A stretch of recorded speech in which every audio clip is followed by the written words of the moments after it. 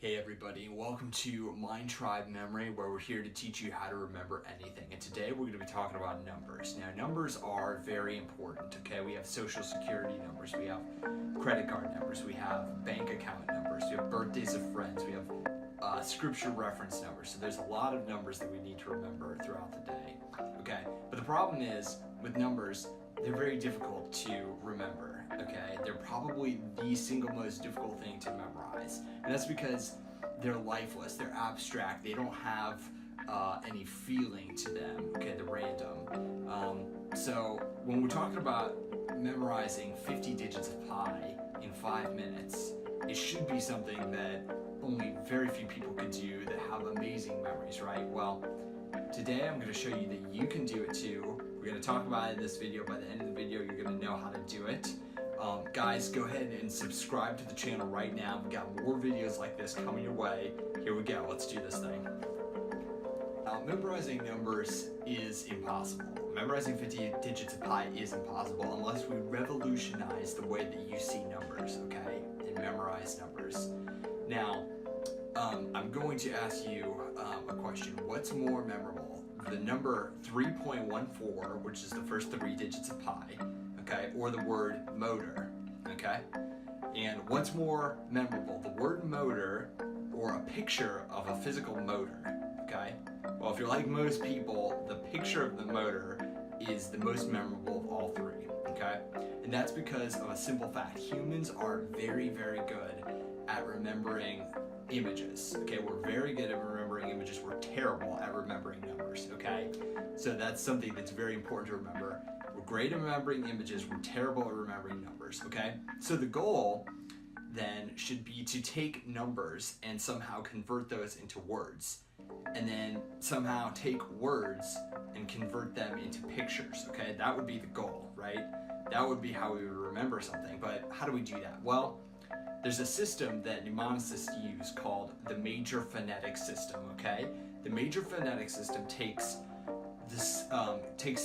consonant sounds in English, and it assigns digits to them, okay? So another way to think about it is if we take digits 0 through 9, each one of those digits gets a certain consonant sound, okay?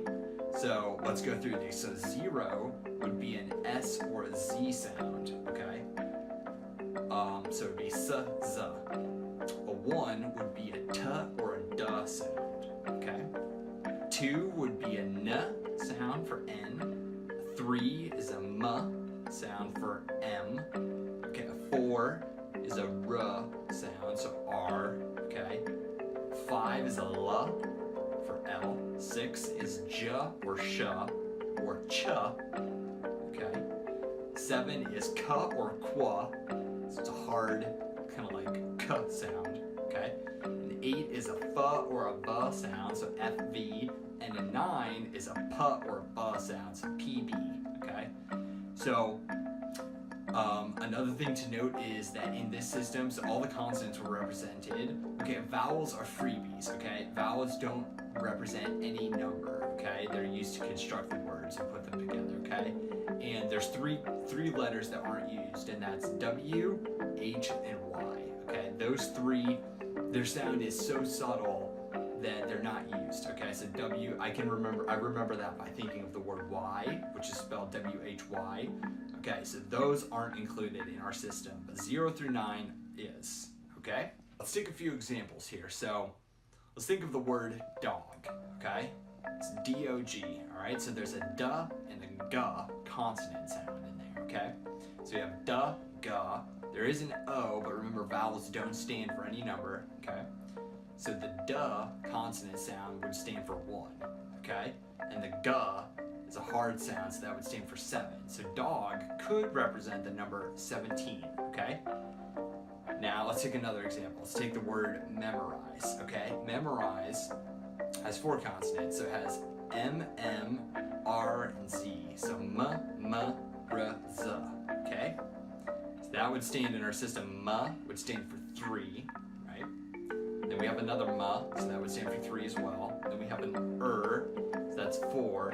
Then we have Z, which is a 0, because it's the Z sound, okay? So memorize could stand for the word 3340, or 3,340. Could stand for that number, okay? Let's take one more example, okay? This is a tricky one, all right? Subtle, all right? So now, it's called the major phonetic system for a reason. So subtle is spelled S-U-B-T-L-E, okay? As in subtle, all right? But in the major phonetic system, we're not going to think about how it's spelled. We're going to think about how it's pronounced, okay? So subtle has three consonants. So it's got the S, it's got the T, and the O, all right? So subtle, all right? So we have 0, 1, and 5, okay? It does not stand for 0, 9, 1, 5, as in subtle, okay? I hope that's clear. I want to make that point. I want to put that out. So that's very important to remember, okay? So those are 3 examples. I hope that makes sense, guys. We're gonna talk about the digits of pi here in a second, but I just want to kind of run you through some of those examples. This is where we apply this to digits of pi, okay? So if we remember the phrase motor, hotel, bungee, lime, okay? I know that sounds weird. Motor, hotel, bungee, lime. Okay, then we can remember the first 10 digits of pi, okay? So if we take motor, right? Motor, M-T-R. Those are the 3 consonants that we have. So we have M-T-R, okay? So motor, all right? So that would be 3 for M, T would be 1, is 4, okay? Hotel, so 3.14, hotel, T is 1, L is 5, so hotel, so 3.1415, okay? Bungee, B-N-J, so we have 9 for B, okay? So N is 2, J is 6, okay? So we have bungee, all right? 3.1415926, okay? And then we have, the last word was lime, okay? So L and the M, all right? So we have 5 for L, and M is 3, okay? Motor, hotel, bungee, lime. Those are the first 10 digits of pi. 3.141592653, okay? So that's how you can remember the first 10 digits of pi, all right? Okay, now that we have our phrase, motor, hotel, bungee, lime, we've created the words, right? Now what we have to do is we have to close our eyes and we have to imagine a scene around these words, okay? So we're going to take these words and we're going to imagine a scene of somehow combining all these words. So what we're going to do is we're going to imagine a motor, a car motor, okay? And it's on top of a hotel roof and it's bungee jumping off of the roof, okay? So it's bungee jumping off the roof. And before it bungee jumps off the roof, for courage, it drinks some lemon lime Sprite. So lime Sprite, okay? So we have our 4 words. We have motor, hotel, we have bungee, and we have lime, okay? And more creative it is, the better. So just like close your eyes and really imagine that scene, okay? Now, we have our scene mentally. We can imagine that the motor is bungee jumping off the hotel. It's great. It's drinking the lemon lime Sprite as it does so. And I mentioned that humans are really good at remembering images, but we're even better at doing something else, and that's remembering images in a spatial location. So what we have to do is we have to take this image that we've created in our mind, and we have to put it in a physical place that we can go back to and look at in the future, and then recall the words that we created, okay? So we're going to imagine that scene of the motor jumping off of the hotel with a bungee cord. We're gonna take a picture right here. So here's an example of a picture that we're gonna take.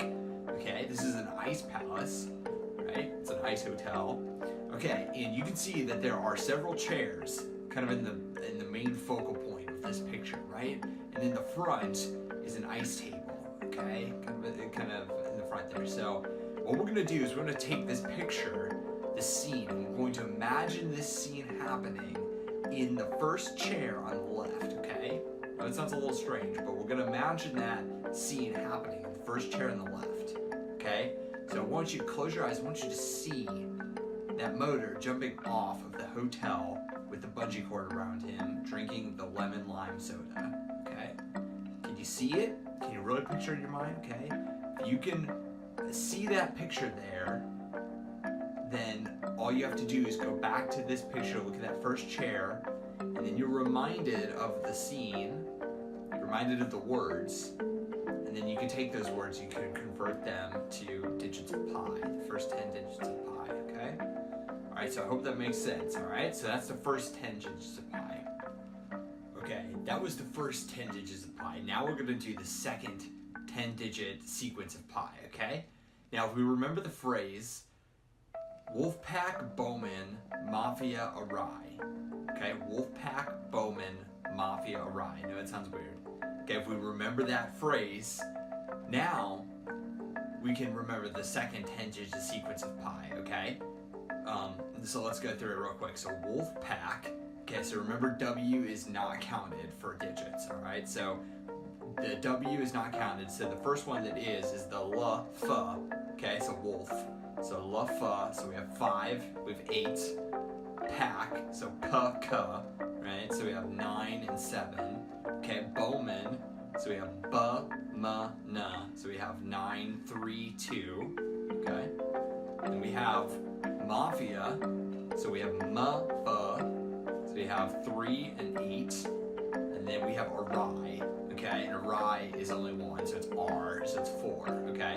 So we have that digit, so we have those digits encompassed in that phrase, all right?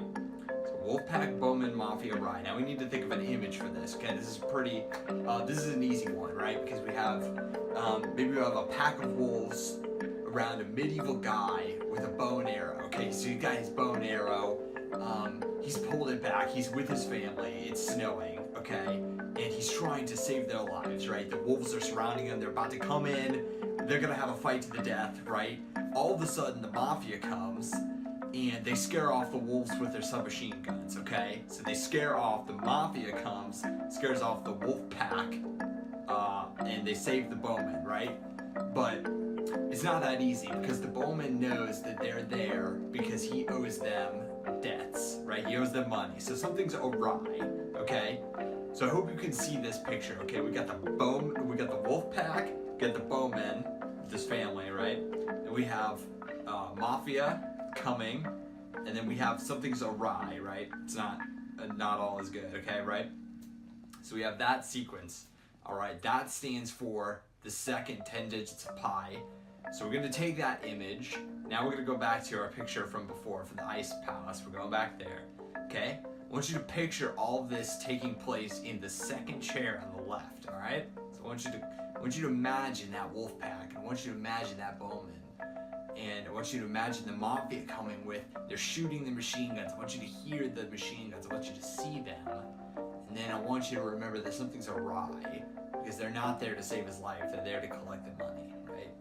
Okay, so picture all that happening in the second chair on the left. Now, when you look at those two chairs, see those two images, those two scenes, and then you'll remember the words, and then you can remember the numbers, okay?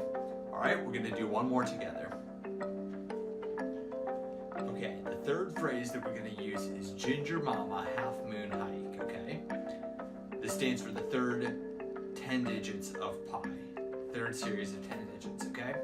So Ginger Mama Half Moon Hike. We're gonna close our eyes, we're gonna imagine a gingerbread family sitting on a half moon, like in the DreamWorks logo, and they're fishing off of this half moon, okay?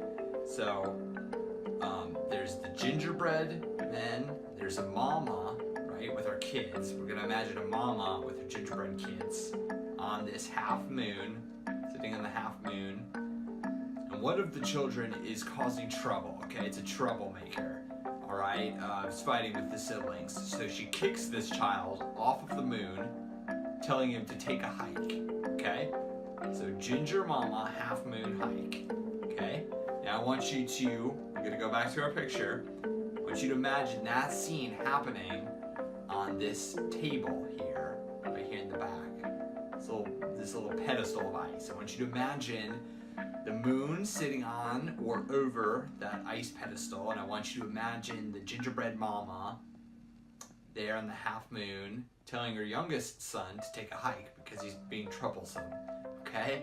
So that scene is happening there at the back. All right, so it's Ginger Mama Half Moon Hike. You could remember the third series of numbers. Okay, let's go through it one more time. So J is for 6, N is 2, J, another J is 6, is 4, M for Mama is 3, 3.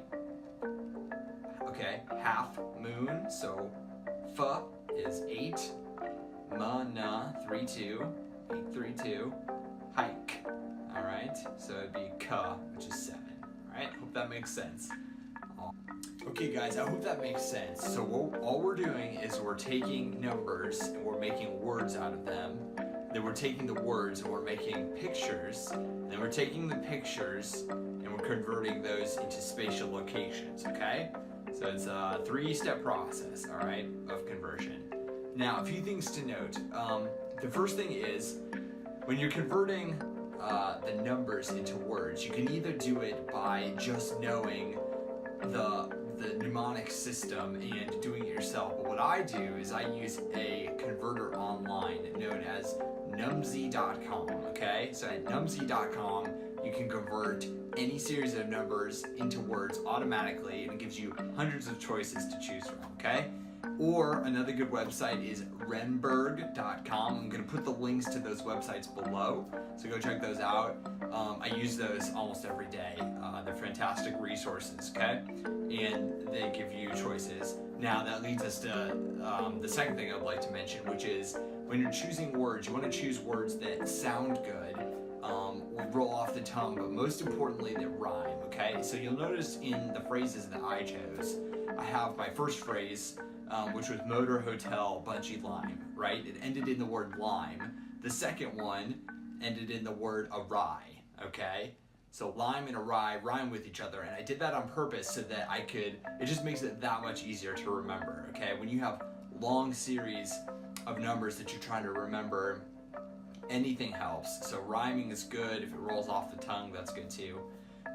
Okay, so that was the second. The third thing, when you're picking a spatial location, it can be something physical, could be something in your house, could be your couch or your backyard, right? Or it can be something virtual. I use 360cities.com. I'm also going to put the link to that below. I use that almost every day. It is a fantastic resource. It gives you thousands upon thousands of panoramic images that you can use for this very thing, and each image can represent a different theme of something you're trying to remember. So you can have one of these images for digits of pi, you can have another image for desert survival techniques, okay? It just depends on whatever you want to remember. So I'm going to put the links to those below. Those are very important. All right, so now what I'm going to attempt to do is write 50 random digits of pi behind me on this board. I've never done this before, but using just those phrases, we're going to see if I can do this in under 5 minutes. Okay, so here we go. All right, here we go. We're going to start the timer, guys. All right, Mom, can I see the phone? All right, just give us 1 second. We're going to start this timer. Okay, so we're going to try to do this in under 5 minutes, okay? So we got it right here, okay? 5 minutes, go. All right, thanks, Mom. All right, I'm going to use those phrases, and we're going to start this.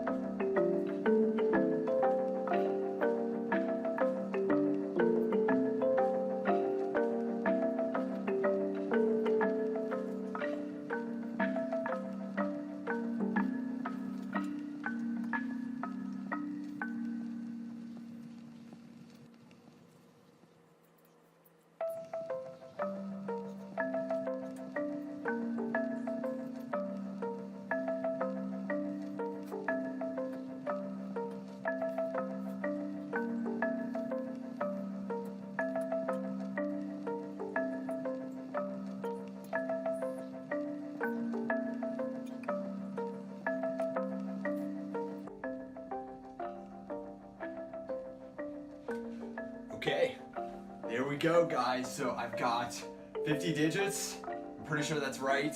I'm not 100% sure. I'm gonna go ahead and zoom in this camera so you can take a look at it. All right, so we got our 50 digits right there. I'm pretty confident that's right, but I'll have to check later. Okay guys, I hope you guys enjoyed this video, enjoyed me doing this. What I want you to do is I want you to go over to mindtribememory.com. I've created a worksheet for you, exercises to help you with these concepts. I want you to go over there. At the top of the page, you're going to see a resources tab. I want you to click on the resources tab. There's going to be a worksheet that corresponds to this video that's going to help you guys get started with this mnemonic techniques in the memory system. Go ahead, obviously subscribe below for more content like this, and I'll see you next time.